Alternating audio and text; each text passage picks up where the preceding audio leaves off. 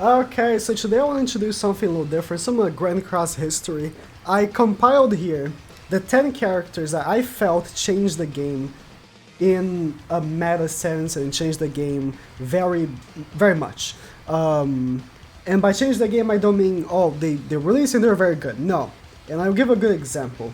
I just picked characters that really shook up the game. Now, one good example I picked. Actually, there's two good examples. I think two good examples are Red Skinny King and Green Starosu. Red Skinny King the most, because he is a fantastic character that lasted for a long time on the meta, but I didn't feel like he changed the meta. Yes, lots of people used him, but he never really changed what was in place. The team of meta at the time was the Pierce Rate team, and he didn't really do much about it because everyone just started using more Pierce rating, because now you don't even have to use Valenti, you just use him in the back. So Pierce rate still prevailed, you just use him in the back instead. So yes, fantastic unit, but I don't think he really changed the game. And Green Star also, same thing, like fantastic unit, but I don't feel like he changed the game. It was really good, but other teams were still maybe even better. So yeah. So first of all, I put this in order, JP order, because that's the game I play, and I feel like it makes more sense because it has more characters, right? And if I wasn't doing JP order, I would be missing 4 characters. So yeah, the first unit that shook up the game was definitely Helbram.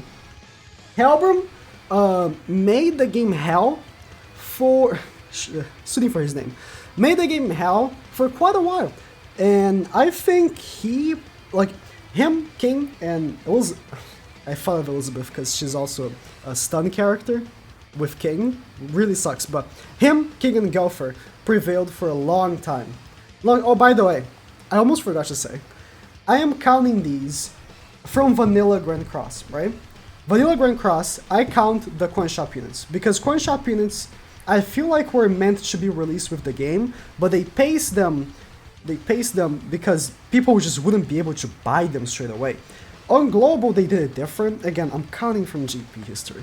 On Global, they did it different. Global, they made them banners for some reason. But JP never made those coin shop units separate banners, right? They were just, like exclusive to the coin shop. That's why they were paced, because if they weren't, people just wouldn't be able to buy them. So I am not counting those characters because I feel like they are a vanilla game. They are part of like the first initial batch. I'm counting from like after they all came out. So I guess did Helbram come out before all the coin shop units did? I don't know, but I'm not counting those initial coin shop units because of that. Anyways, continue with Helbram.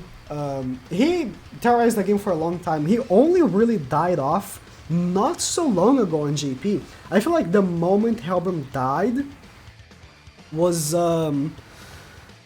maybe when Mono Red became super popular, which was like months and months and months ago. I'm sorry, months after he released, right? Because yeah, for Global, like they push characters like it's water. But on GP, Mono Red only became popular in like January, end of December, and Helbram released what in March? No. What was the game release? The game release was in June. I think so, something like that. Yeah, June, July. So for a long time, Helbram was insane. And yeah, he only really died off when like Mono Red and teams like that became more popular. But still, you see sometimes people with Kingbram. They're just not as effective, but they're still there. Moving on, Green Escanor, the first daddy to kind of you know, counter the Helbram, King, and Gopher team. Still couldn't completely take off the meta, but for sure, the ult rush with King, Escanor, and Gopher was fantastic for such a long time. You could either do that, or you know, use King, Gopher, Merlin the front, and Escanor in the back. So if someone dies, Escanor comes in and cleans house. It's such a fantastic unit at release, and of course, these days, he ain't all that anymore. Man, I've been advocating for a new Escanor position a long time because this guy released in, was it late August? 2019 or something like that, or September 2019. It was something like that. I remember Escanor was the reason I started playing Grand in the first place. And such a long time ago, we need a new one, but he just was decimating PvP, and PvE content became so much more easier because he just does so much damage. His pierce rate was like nothing like we've ever seen, right? Even though I didn't play the game beforehand, I just know a lot about the game, right? It was just insane compared to any other unit in the game, so he just completely shook up everything. After him, surprisingly, not much came out that was really impactful until Blue Demon Meliodas. Blue Demon Meliodas really impacted. Now, I didn't add Lilia to the list, but she kind of comes with him, right? Derieri was so powerful at release. People that play Global might not understand because Global got Valenti first, but on GP, there was no counter. There was no counter. If you faced Derieri and you didn't have Derieri, you just lost. You had no chance. Absolutely zero chance of winning. If the enemy had Derieri and Lilia, you just could not win. There was no fighting back at all. Even if you had Helbram, Green Escanor, there was no fighting chance. I guess if you petrify Meli, I don't know. Just, there was no fighting chance, you just lost. And people used to run him, Lilia, and Hauser. So you would double attack with Hauser and Derieri, and either the enemy was dead or almost dead. It was just... It was so crazy. PvP was so crazy for like 3 weeks until they released Valenti. I included Valenti on the list, even though she didn't completely take off Derieri, because if not for Valenti, Derieri would have run rampant for so long. She was the stopping point. She released 3 weeks after the meta started, right? They released her so fast compared to other original characters because they knew. Honestly, I believe that Valenti was only just rushed and created to counter Derieri because they were so worried about the game collapsing. It was just, Derieri was so stupid. And then they made Valenti to counter him. And now you have people running Valenti and you have to think twice if you want to use Derieri or not. Hauser got completely cocked. No one uses Hauser anymore. He just doesn't hit anymore. But Derieri was still usable. Of course, if you don't face a Valenti, you win. If you face a Valenti, you lost. So you had to think twice, and that's why she changed the game so much. After that was Escanor. And now Escanor cocked Valenti. Because, let's say, right? Yes, there were other matters before Escanor release. Again, this is months. Let me open the banners so you have an idea. This is months that I'm talking about. Valenti released in November, right? Escanor released end of December. For this whole time, you had such a scare of using Demon Melee until Red Escanor came out. Because when Red Escanor came out, people would start using Mono Red, and poor Valenti is green. So if you faced Mono Red, you would have instantly lost if you used Valenti. It was like playing rock, paper, scissors. If you use Mono Red, you would lose to Meliodas. If you use Meliodas, you'd lose to Valenti. If you use Valenti, you'd lose to Mono Red. So you're always kind of playing a game of luck. If you face the team for you to win, you would win. Because by the time Escanor released, there was no Red Skinny King. Again, global people got it different. Red Skinny King released 2 weeks later. But until then, it was like that. Yes, you could, Red Skinny King changed that rock, paper, scissors, but not so much. I feel like, in a way, what King did was just kick off Valenti from the game. But she was already kind of dying because of Mono Red. Mono Red and then releasing King really kind of killed Valenti because what's the point of using her anymore? But regardless, Red Escanor just cocked so hard. Like, there was no reason to choose Valenti anymore. Especially because also people started using Red Escanor in the Blue Derieri team. Now, Lilia, Blue Derieri, and Escanor, and then if you face Valenti, you kill her with Escanor because he has type advantage and he hits so hard, right? So yeah, Valenti got completely cocked when he released. Now, for a long time, until... Actually, I'm feeling like this is a lot, but for a month I felt like nothing really happened in the game of too interesting. I mean, Esterosa came out, but like I said, he was really fun, but Mono Red was still just too good. Mono Red was too good. Blue Derieri was still too good, right? She didn't really shook up the meta. Red Derieri though, she didn't shake up the PvP meta, but she most definitely changed PvE. I didn't say this was just for PvP, by the way.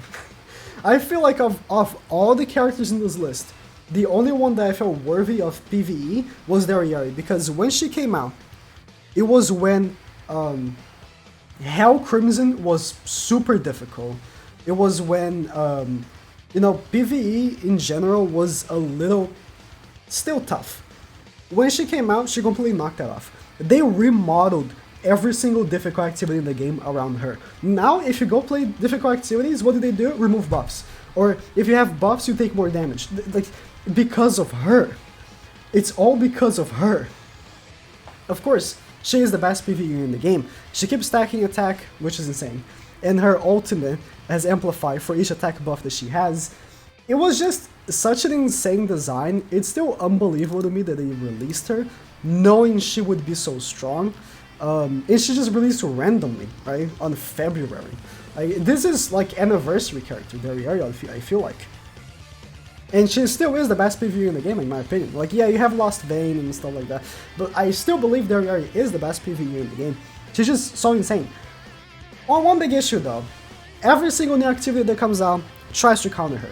Super Boss, the most recent Escanor, does actual damage against demons and stuff like that. You know, they try to counter her as much as they can because they know she's so strong.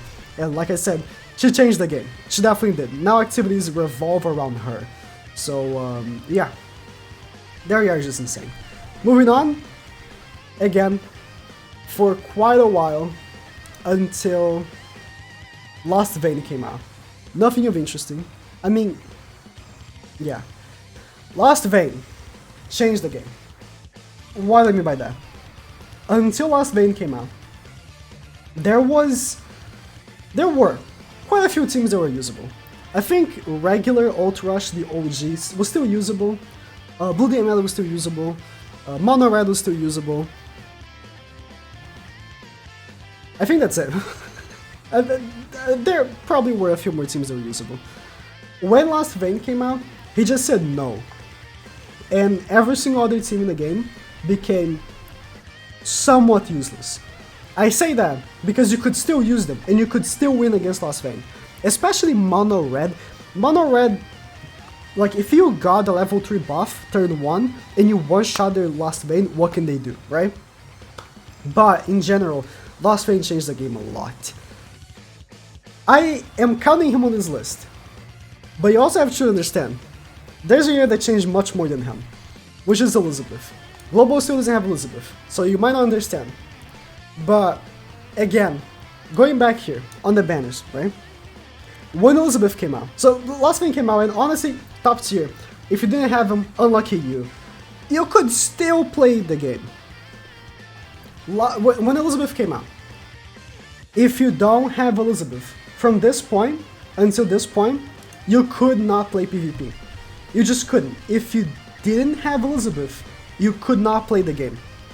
Because if you face Elizabeth, King, and Lost Vein, there was no other team that could even begin to compete. No other team. At all. It's not even close. Lost Vein, yes, if you had him, you know, you probably won most fights. But even still, you could use different teams with Lost Vein. You could use Lilia go for Lost Vein, Merlin King Lost Vein. You could use different combinations of team with Lost Vein. Elizabeth changed the game in a way that if you weren't using Elizabeth, King, Lost Vein, you lost. There was no other chance. You lost. You could not win. There was no other team to be used. The game became so boring. Honestly, this was the worst period of the game, in my opinion. This right here was the worst period of the game. And it lasted way too long. Between 28th of May and 16th of July was the absolute worst. This is recent.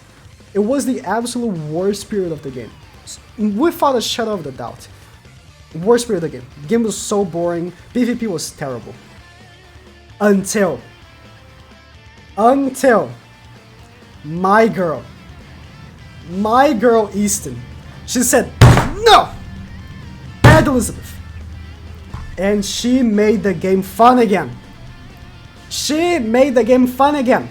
She cocked that team so hard.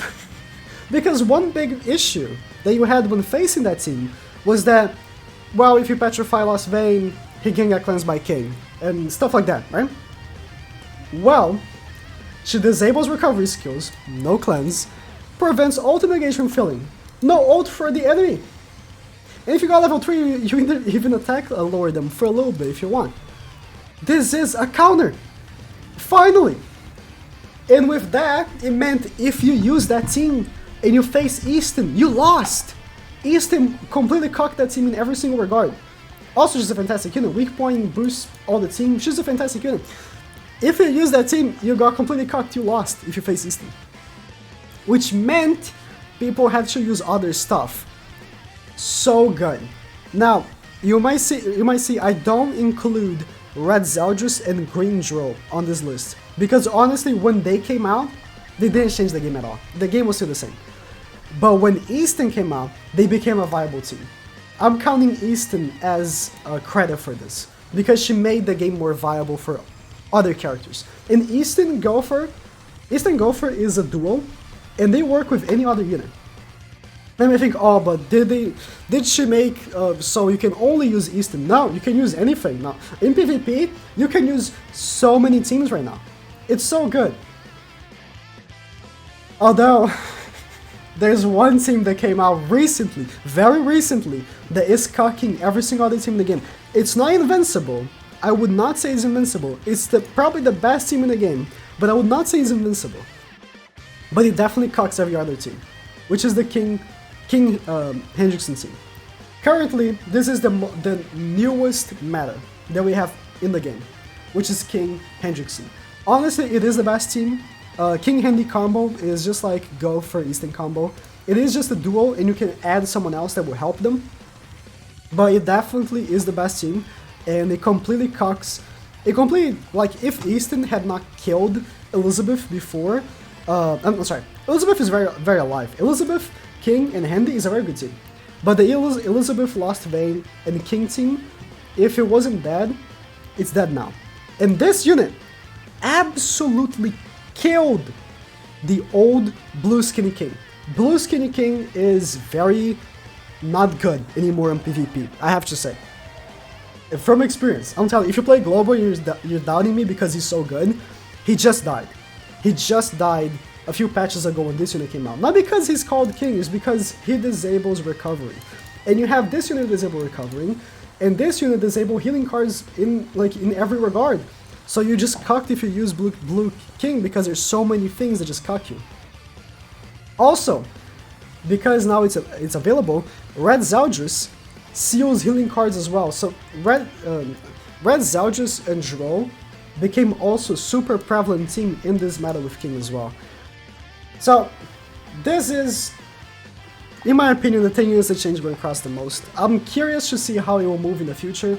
Honestly, looking at the whole list, I kind of saw how Grand Cross doesn't have much planned. I feel like I don't think the devs have thought in advance. I don't know if the devs thought that the game would last so long, because you see how the metas change, and it just seems like they create characters specifically to counter other characters, but in so long, they make characters that just don't do much. Unlike other games. In other games like Dragon Ball Legends, every new character is a new meta. In this game, it's like, yeah, is the new character, is it good? It's good. Is it meta? You know, like, I don't know. It seems like they just make the game on the fly, which is fun, but it can make some questionable meta decisions sometimes. But yeah, thank you guys for watching. Let me know what's the unit you find more interesting, and that's it.